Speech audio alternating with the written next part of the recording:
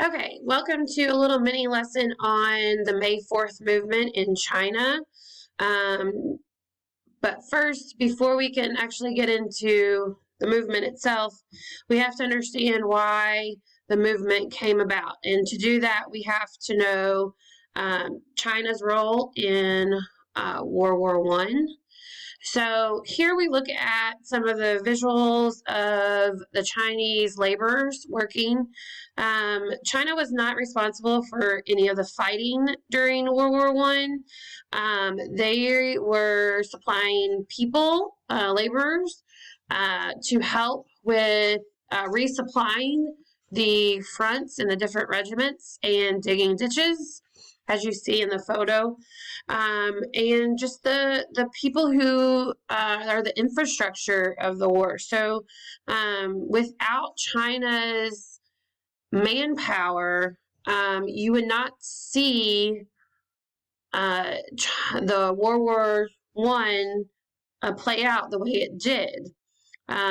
They relied on the Chinese people for a lot of these roles that were not really given a lot of credit. And this is where we start seeing some frustration on the part of the Chinese people back at home. So then we go into what caused the May 4th movement. So during the end of World War One, during the Treaty of Versailles, all of the Western powers are gathering and they're deciding what has to happen, what are the stipulations of this treaty, and they leave out China pretty much altogether. The main reason was that they gave Japan an area, Shandong, that was originally occupied by Germany. Instead of giving it back to Japan, they gave it, or back to China, sorry, they gave it to Japan. So that was very distressing to China, and China's officials were not very strong about voicing their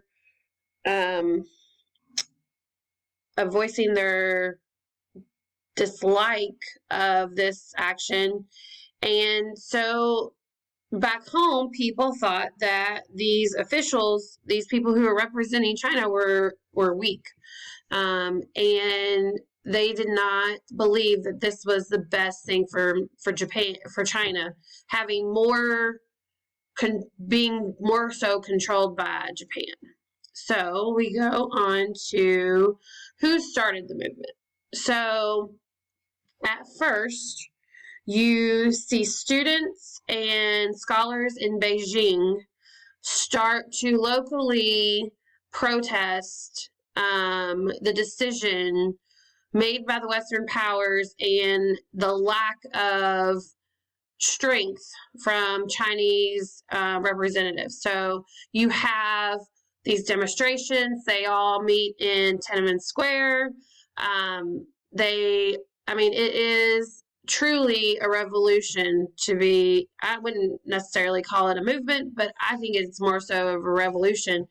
And they are really speaking out against the China taking another crappy deal from Western powers. So you see this now starting not only in Beijing, but it spreads, and soon multiple cities around China are having protests, and you see the country actually unifying around this one decision by Western powers, and it pushes them to make changes. All right, so what did protesters want? So obviously, they don't want China to agree to the treaty, which ultimately means that China should not sign the treaty.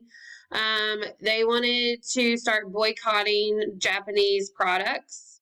And they wanted to stop listening to Japan's demands.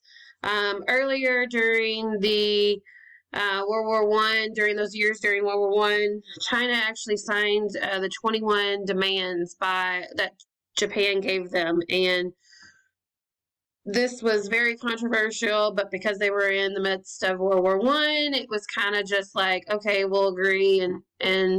But now they're like, okay, we've gone too far. We cannot let Japan. And ultimately, later on, this causes more issues between China and Japan.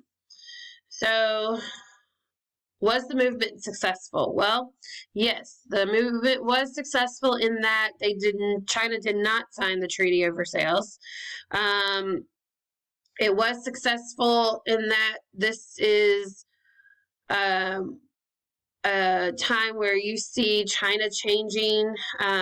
They have a new sense of nationalism throughout the country, and more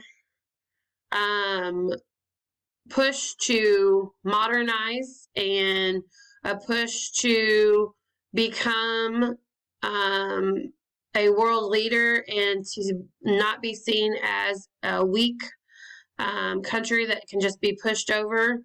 And then you do see, I would say, the one negative out of this is that you do see a growth in tension between China and Japan, which ultimately leads to war between the two. We go to how did the May 4th movement ultimately change China? So again, you're moving away from imperialism and the way things used to be.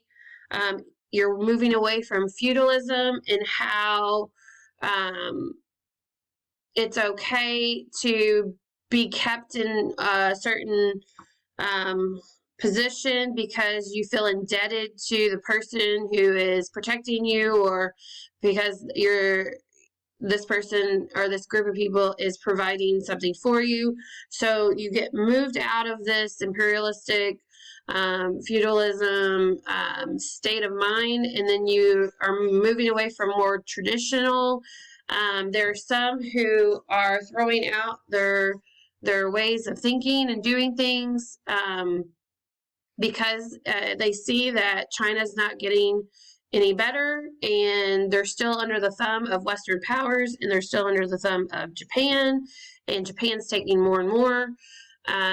You see the birth of communism in China, and not just communism, but China becomes a multi-party nation for a time being, where one is competing for control, and so you see this battle between nationalists, communists, and Confucianists. And sometimes you're a nationalist who's a Confucianist too, and sometimes you're a communist who has a little bit of nationalism. So it's not a strictly one or the other. You see a combination, kind of like you do around the world. There are people who are not just one. So this is what we see China going forward. So thank you.